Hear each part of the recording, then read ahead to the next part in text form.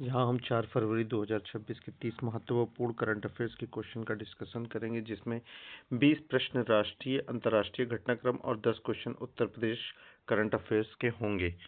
आज का हमारा पहला सवाल है कि भारत अमेरिका ट्रेड डील्स 2026 के तहत भारतीय उत्पादों पर टैरिफ घटाकर कितना किया गया। ये काफ़ी इम्पोर्टेंट क्वेश्चन है। इसमें टैरिफ को घटाकर जो है वो 18% कर दिया गया है। 50% से टैरिफ को घटाकर 18% कर दिया है अमेरिका ने।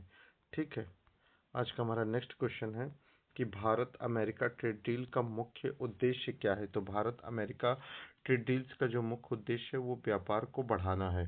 ठीक है। आज का हमारा नेक्स्ट क्वेश्चन है कि सुप्रीम कोर्ट ने किस नदी जल विवाद के समाधान के लिए ट्रिब्यूनल गठित करने का आदेश दिया है। ये काफ़ी इम्पोर्टेंट सवाल है। तो सुप्रीम कोर्ट ने पेन्नार नदी के लिए जो है ट्रिब्यूनल गठित करने का आदेश दिया है। वहीं अगर हम कावेरी की बात करें तो कावेरी नदी का जो उद्गम है वो कहाँ से होता है। हम जानते हैं कावेरी नदी का उद्गम ब्रह्मगिरी कर्नाटका से होता है। वहीं हम गोदावरी की बात करें तो गोदावरी का उद्गम त्र्यंबकेश्वर नासिक महाराष्ट्र से होता है। पेन्नार नदी कर्नाटक की नंदी पहाड़ी से निकलती है। वहीं नर्मदा नदी विंध्य पर्वत अमरकंटक से निकलती है। आज का हमारा नेक्स्ट क्वेश्चन है कि आंध्र प्रदेश सरकार द्वारा लॉन्च किया गया पिलो एआई किससे संबंधित है।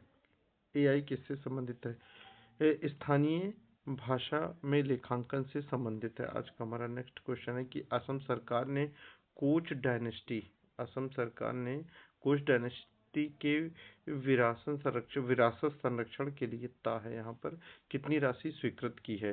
तो कोच डायनेस्टी के लिए असम सरकार ने विरासत संरक्षण के लिए 50 करोड़ रुपए की राशि जो है वो स्वीकृत की है। कोच साम्राज्य की स्थापना 1515 में बिस्वा सिंघाद्वार ने पूर्वोत्तर भारत असम में की थी। आज का हमारा अगला सवाल है कि भारतीय वैज्ञानिक वीरभद्रन रामनाथन को कौन सा अंतर्राष्ट्रीय पुरस्कार मिला है। वीरभद्रन रामनाथन को ये नाम है। ठीक है। तो इनको क्रेफोर्ड अवार्ड दिया गया है। वहीं अगर हम नोबेल अवार्ड की बात करें तो नोबेल अवार्ड की जो शुरुआत होती है वो 1901 में होती है। वहीं ट्यूरिंग अवार्ड जो है ये कंप्यूटिंग फील्ड के लिए दिया जाता है। रामानुजन अवार्ड जो है मैथमेटिशियन फील्ड के लिए दिया जाता है। यहाँ पर वीरभद्रन रामनाथन को क्रेफोर्ड अवार्ड से नवाजा गया है। आज का हमारा अगला सवाल है कि एक्सप्लोजिव कॉरपोरेशन ऑफ इंडिया को कौन सा मिनी रत्न दर्जा दिया गया है। एक्सप्लोजिव कॉरपोरेशन ऑफ इंडिया को मिनी रत्न फर्स्ट का दर्जा दिया गया है। अगर हम बात करते हैं महारत्न की कंपनियों की तो महारत्न में 13 से 14 कंपनियां आती हैं। वहीं नवरत्न में 16 से 20 कंपनियां आती हैं। ठीक है। आज का हमारा नेक्स्ट क्वेश्चन है कि भारत और किर्गिस्तान के बीच एक संयुक्त सैन्य अभ्यास का नाम क्या है। किसके बीच में, भारत और किर्गिस्तान के बीच। तो इसका खंजर 13 इसका नाम है। ठीक है। अगर हम वहीं बात करें अजय वॉरियर किसके किसके बीच में होता है तो अजय वॉरियर जो है वो भारत और यूनाइटेड किंगडम के बीच होता है। वहीं अगर हम दोस्ती की बात करें तो दोस्ती एक्सरसाइज जो है भारत मालदीव श्रीलंका के बीच में होती है। आज का हमारा अगला सवाल है कि डिजिटल रुपया पायलट प्रोजेक्ट ठीक है का विस्तार अब कितने शहरों में हो चुका है। डिजिटल रुपया पायलट प्रोजेक्ट का विस्तार अब 28 शहरों में हो चुका है। आज का हमारा अगला सवाल है कि भारत की पहली बड़ी सेमीकंडक्टर फैक्ट्री का ट्रायल प्रोडक्शन किस राज्य में शुरू हुआ है। तो इसका प्रोडक्शन गुजरात राज्य में शुरू हुआ है।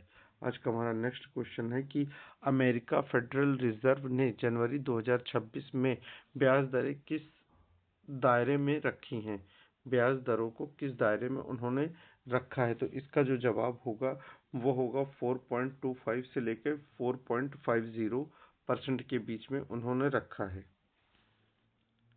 4.2 से वो ये चीज़ नहीं है, ये रॉन्ग है। ठीक है।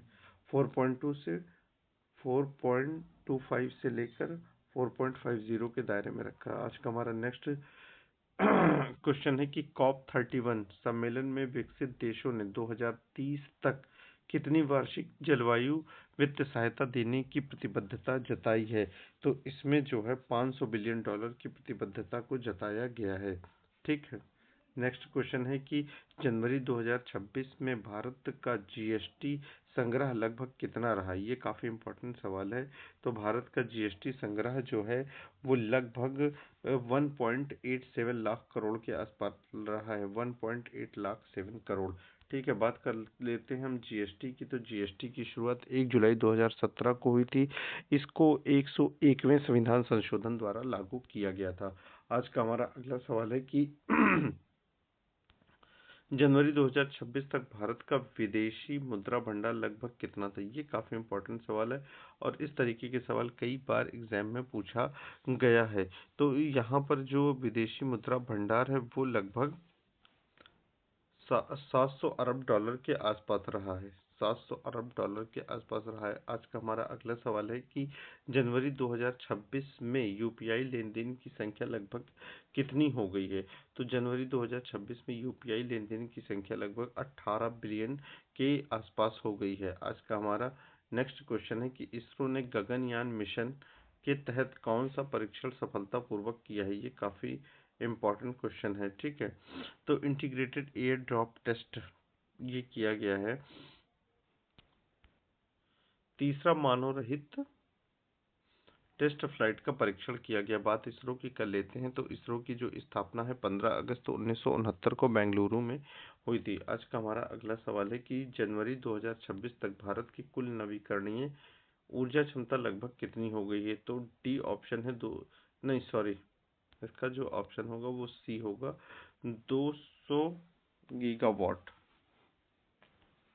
200 गीगावाट प्लस हो गई है। आज का हमारा नेक्स्ट क्वेश्चन है कि पश्चिम घाट में वैज्ञानिकों ने हाल ही में क्या खोजा है? ये काफ़ी इंपॉर्टेंट सवाल है। इस तरीके के सवाल आता है। नई मेंढक की प्रजाति को खोजा गया है। ठीक है। पश्चिमी घाट की अगर हम बात करें तो पश्चिमी घाट जो है वो 6 राज्यों में फैला हुआ है, जिसमें गुजरात है, फिर महाराष्ट्र है, फिर गोवा है, 3 हो गए, कर्नाटका 4, तमिलनाडु 5, केरल 5।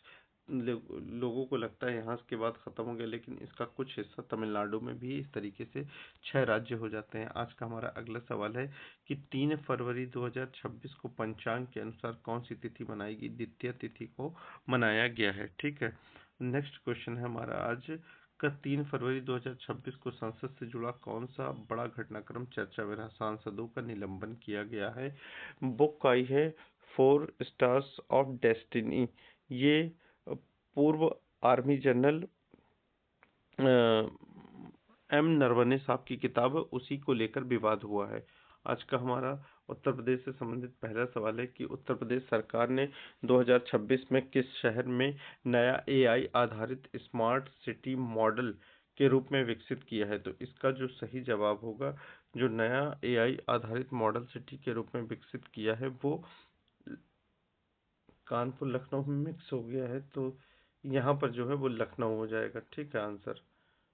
आज का हमारा नेक्स्ट क्वेश्चन है कि उत्तर प्रदेश में 2026 में लागू की गई नई औद्योगिक नीति का मुख्य उद्देश्य क्या है? जो नई औद्योगिक नीति लागू की गई है उसका मुख्य उद्देश्य विदेशी निवेश आकर्षित करना है। आज का हमारा नेक्स्ट क्वेश्चन है कि फरवरी 2026 में उत्तर प्रदेश सरकार ने किस नदी के ये तो बहुत बार क्वेश्चन पूछा गया और बहुत बार हमने किया भी है। तो गोमती है। ठीक है। गोमती नदी का उद्गम पीलीभीत के फुलहर झील से होता है। आज का हमारा नेक्स्ट क्वेश्चन है कि उत्तर प्रदेश में कौन सा जिला फरवरी 2026 में सबसे अधिक एक्सप्रेस वे नेटवर्क वाला जिला बन गया है? ये काफ़ी इंपॉर्टेंट क्वेश्चन है। इस तरीके के क्वेश्चन भी एग्जाम में पूछे जाते हैं। तो गौतम बुद्ध नगर ऐसा करने वाला पहला जिला बन गया है। ठीक है। नेक्स्ट क्वेश्चन है कि यूपी सरकार द्वारा शुरू की गई मुख्यमंत्री युवा उद्यमी योजना का उद्देश्य क्या है? स्वरोजगार को बढ़ाना है। ये स्कीम भी हम रोज करते हैं। उत्तर प्रदेश पुलिस के ने फरवरी 2026 में किस तकनीकी आधारित अपराध नियंत्रण प्रणाली की शुरुआत की है? तो फेस रिकॉग्निशन सिस्टम को उन्होंने शुरू किया है।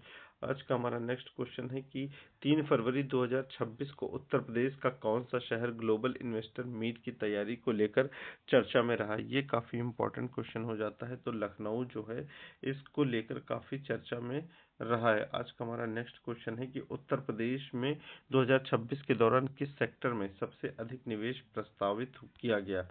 ठीक है, सबसे अधिक निवेश जो है वो किस सेक्टर में आया है, तो इलेक्ट्रॉनिक्स और आईटी फील्ड में ये निवेश आया है। नेक्स्ट क्वेश्चन है, उत्तर प्रदेश सरकार ने फरवरी 2026 में किस वर्ग के लिए नई आवास योजना की घोषणा की है। ये काफ़ी इम्पोर्टेंट सवाल है। ठीक है, तो इसमें जो नए शहरी गरीब के लिए नए आवास की योजना की घोषणा की है। आज का हमारा अंतिम सवाल है कि उत्तर प्रदेश में 2026 में किस परियोजना को गेम चेंजर इंफ्रास्ट्रक्चर, ये बहुत ध्यान देने वाली चीज़ है, गेम चेंजर इंफ्रास्ट्रक्चर किस परियोजना को कहा जा रहा है, तो इसका जो सही जवाब होगा वो गंगा एक्सप्रेसवे को कहा जा रहा है। चैनल को आप सब्सक्राइब करिए, वीडियो को लाइक करिए, शेयर करिए अपने दोस्तों के बीच में। Thank you.